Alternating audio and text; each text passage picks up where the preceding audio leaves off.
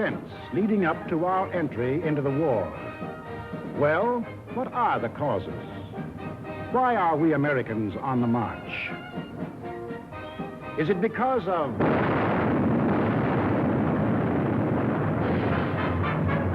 Pearl Harbor? Is that why we are fighting? Or is it because of Britain?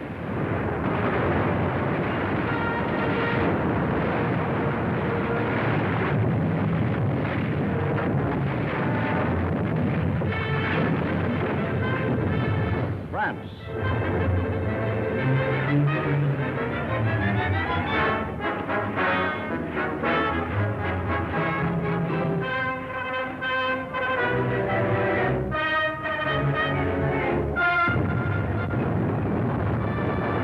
China.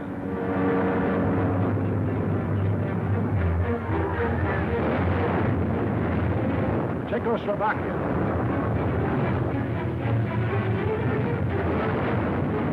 Norway.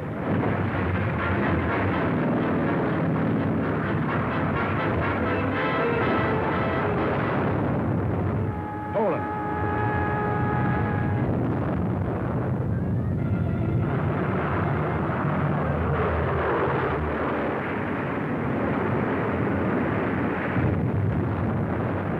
Holland. Greece.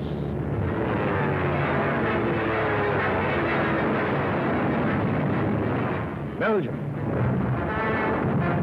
Albania. Yugoslavia. Or Russia.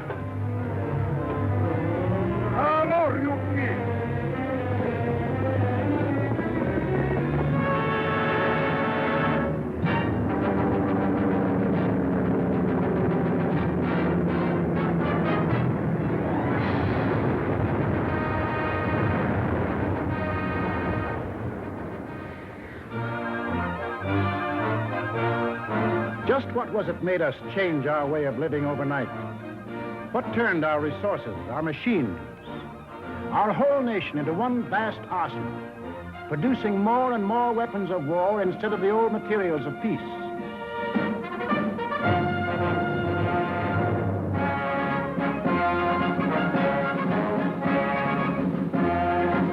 What put us into uniform, ready to engage the enemy on every continent and every ocean?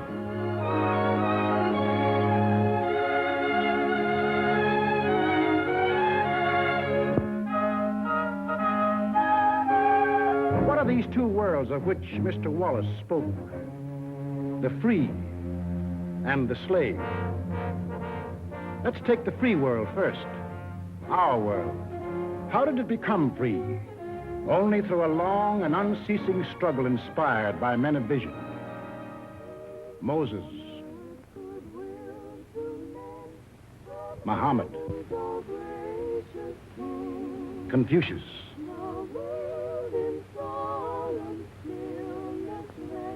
Christ. All believed that in the sight of God, all men were created equal. And from that there developed a spirit among men and nations, which is best expressed in our own Declaration of Freedom. We hold these truths to be self-evident, that all men are created equal. It is the cornerstone upon which our nation was built, and the ideal of all the great liberators. Washington, Jefferson, Garibaldi, Lafayette, Kosciuszko, Bolivar, Lincoln. Lighthouses, lighting up a dark and foggy world. That government of the people, by the people, for the people, shall not perish from the earth. Fighting, living, dying. For what? For freedom. That for which men have fought since time began. To be free.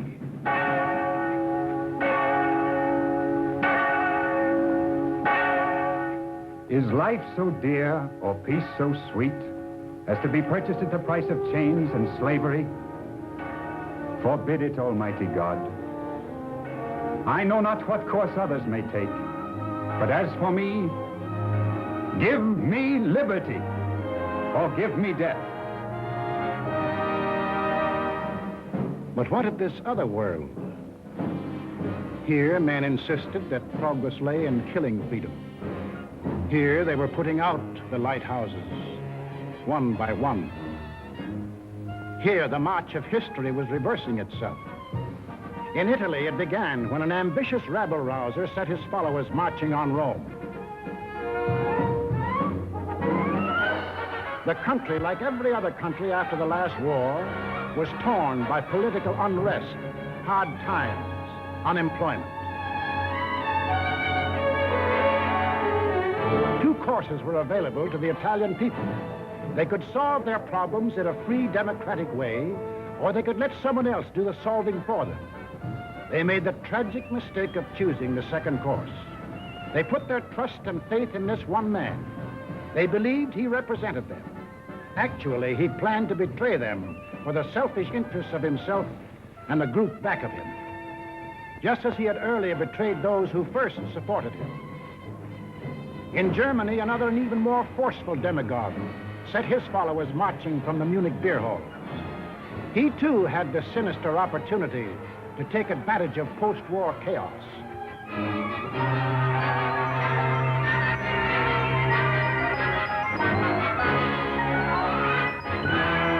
But he also had certain distinctive German characteristics to play on. To start with, the Germans have an inborn national love of regimentation and harsh discipline. He could give them that.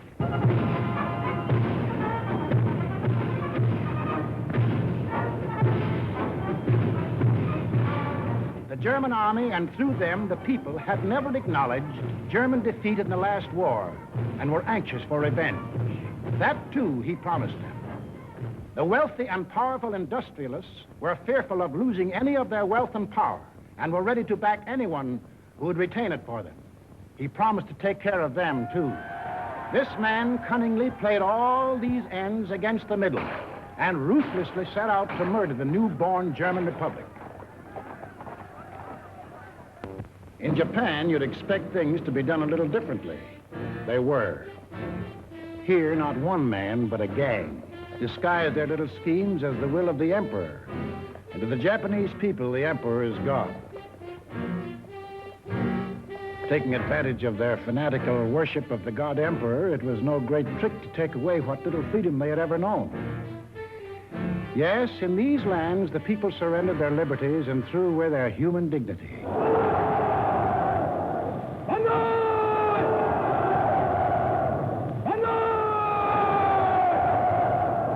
They gave up their rights as individual human beings. They became a part of a mass, a human herd.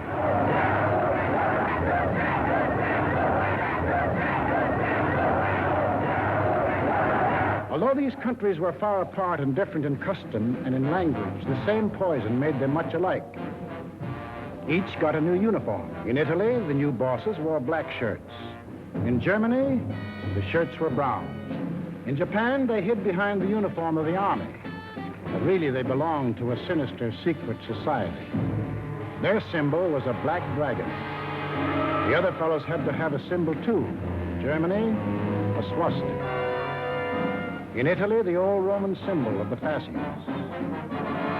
In Germany, they called the new order National Socialism, or Nazism. In Italy, they had a shorter word, fascism. In Japan, they had lots of names for it. The new era of enlightenment, the new order in Asia, the co-prosperity sphere. But no matter how you slice it, it was just plain old-fashioned militaristic imperialism. The Japs would get the prosperity, and the others would get the coal. They say trouble always comes in threes. Take a good, close look at this trio. Remember these faces.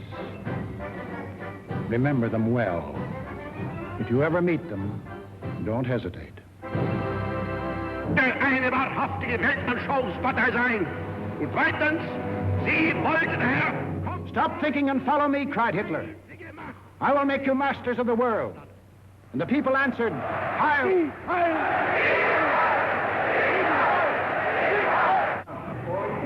Stop thinking and believe in me, bellowed Mussolini, and I will restore the glory that was Rome. And the people answered, Duce, Duce. Stop thinking and follow your God Emperor, cried the Japanese warlords, and Japan will rule the world. And the people answered, Banzai, Banzai. Each system was alike in that the constitutional law-making bodies gave up their power. The Reichstag in Berlin, the House of Deputies in Rome, the Diet in Tokyo. And these elected representatives became collections of stooges, rubber stamp organizations. Applauding on cue the words of the leaders. Each system did away with free speech and free assembly. Each system did away with a free press and substituted a press controlled by the party. Through their ministries of propaganda, each took complete control of the theater, the movies, the radio. Every cultural activity and every channel of information was controlled by the most important members of the party. Each did away with free courts and trial by jury, and substituted courts and judges run by the party. Each abolished labor unions and the rights of bargaining for wages. Fertig machen zur Meldung! Achtung! Abteilung 6, 310 mit 1-3-114 beim Grabenbau. Danke. Heiler! Heiler! Lassen Sie weiterarbeiten. Weiterarbeiten! And under the pretext of patriotism established a system of forced labor. Each enforced its decrees by an army of secret police who held the power of life and death over every individual. And for the few who still believed in freedom and said so, there was a ready answer.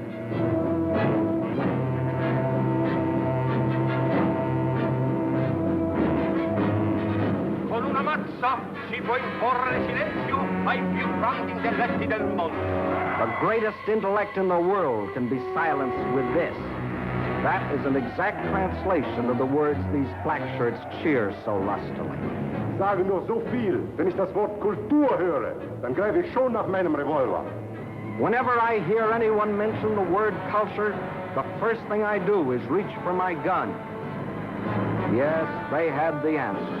The blackjack and the gun.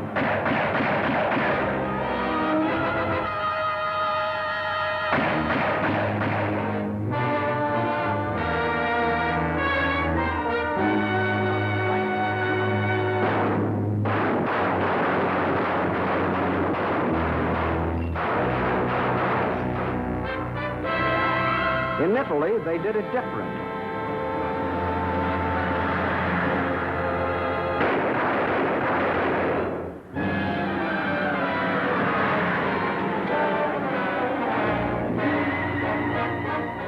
While in Japan,